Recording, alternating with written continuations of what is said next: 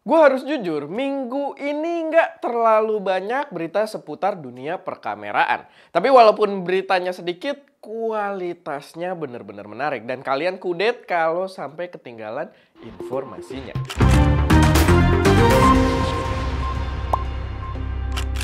Episode Saturn News kali ini disupport oleh toko kamera online kamera.co.id.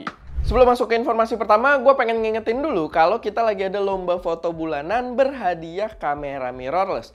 Lombanya ini powered by preset Creature kita yang merupakan preset Lightroom paling canggih di Indonesia saat ini. Karena udah powered by AI yang bisa auto-select subjek dan mengatur warna berdasarkan selection tersebut. Dan hadiah utama untuk lombanya di bulan ini menarik banget, yaitu adalah Sony A6400 plus lensa Zeiss 16-70mm f4. Dan buat yang udah punya presetnya, silahkan buat ikutan gratis tanpa dipungut biaya apapun. Dan buat kalian yang belum punya, boleh pakai kode voucher lomba foto buat dapat diskon Rp300.000. Dan buat ikutan lombanya, biar semakin jelas, kalian bisa nonton video announcement kita. Oke, informasi pertama ini jadi informasi yang paling penting menurut gua dan sangat menggelegar. Itu adalah rumor seputar DJI Pocket 3 yang udah semakin jelas dan berpotensi jadi kamera vlog terbaik tahun ini. Akhirnya DJI beneran mengupdate DJI Pocket dengan DJI Pocket 3 ini, dan rumornya udah semakin kuat dengan foto-foto bocoran dan marketing material dari si kamera ini. Layarnya akhirnya jelas bukan melebihi body, tapi dia modelnya tuh bisa diputer gitu ya. Jadi kalau kalian pengen mode vertikal dan horizontal, itu jadi semakin menarik gitu. Karena layarnya tetap bisa dibawa-bawa dengan gampang, nggak ganggu. Karena dia ngelebihin bodinya itu kalau kalian puter jadi horizontal gitu. Jadi bener-bener brilian banget. Kalau kalian bawa-bawa tinggal balikin ke vertikal, atau ya kalau kalian bikin kontennya vertikal gitu ya, di mode vertikal layarnya tidak melebihi body sama sekali. Cakep banget.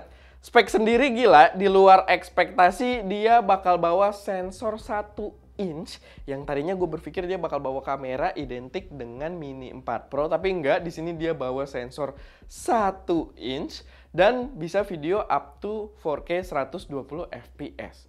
Wow. Dan walaupun bentuknya masih rumor, tapi gue rasa gue bisa mengkonfirmasi hal ini dari data-data yang udah gue dapatkan. Potong kuping gua kalau sampai spesifikasinya salah.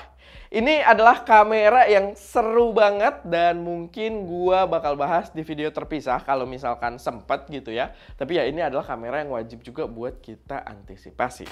Next, buat yang kelewatan, kamera mirrorless full frame terbaru Sony itu udah diluncurkan di Indonesia secara resmi.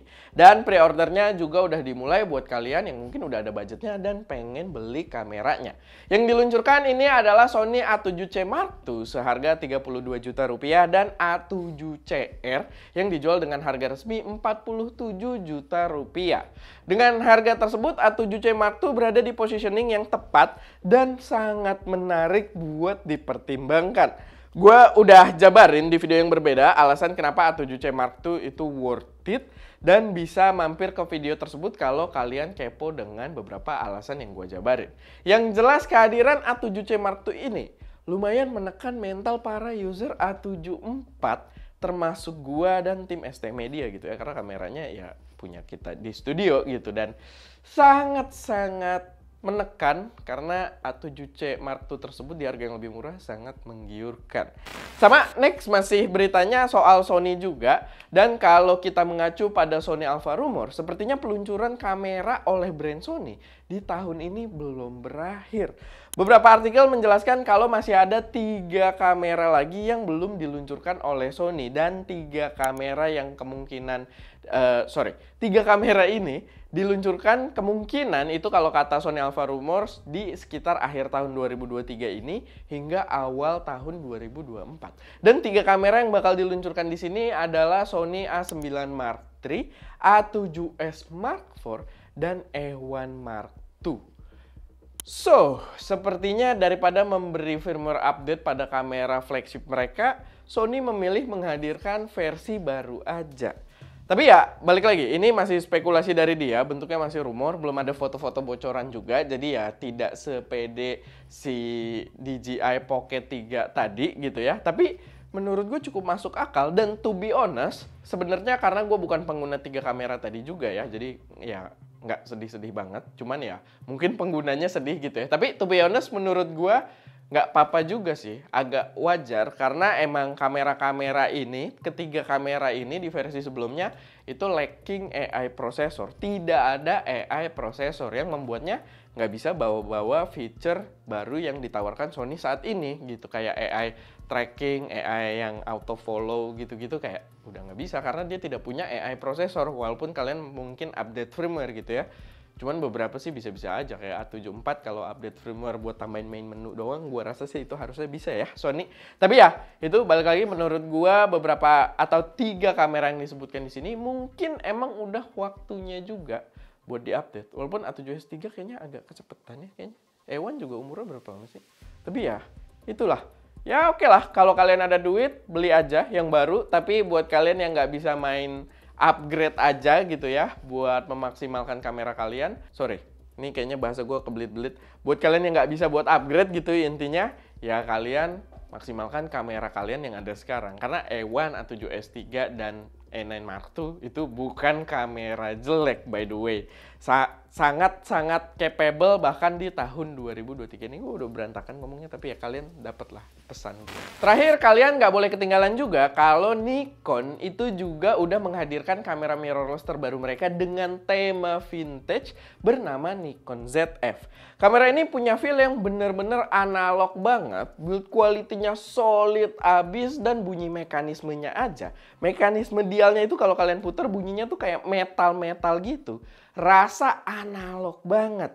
Kita udah sempat bikin video impresinya. Semoga aja video pembahasan yang lebih in-depth-nya bisa segera tayang. Mungkin besok gitu ya. Kita coba untuk kejar. Walaupun ya belum in-depth banget juga. Tapi tetap bakal jadi video yang cukup menarik. Kamera ini dijual start di harga 35 juta rupiah body only. Dan menurut gua value-nya menarik buat konsep yang ditawarkan sama si Nikon ZF ini. Karena konsep yang baru, akhirnya kalian punya pilihan kamera mirrorless vintage style yang dengan sensor full frame gitu ya, di harga yang masih oke. Karena sebelumnya sensor full frame vintage style itu dipegang Leica yang mahal banget, dan kalau di Fujifilm adanya APS-C sama langsung ke medium format gitu ya. Dan sekarang akhirnya kalian punya full frame yang ya tengah-tengah lah, oke gitu dari Nikon saat ini. Kayaknya intonasi gue dari tadi agak berantakan ya. Tapi ya, paling itu sih beberapa informasi yang bisa gue sampaikan kali ini. Kalau misalkan ada koreksi, saran, atau teman-teman punya informasi tambahan yang mungkin berguna buat teman-teman yang lain, silahkan taruh aja semuanya di kolom komentar. Dan ya, itu aja. Semoga bermanfaat. Gue Erwin, di belakang kamera ada Ska, dan jangan lupa berkarya.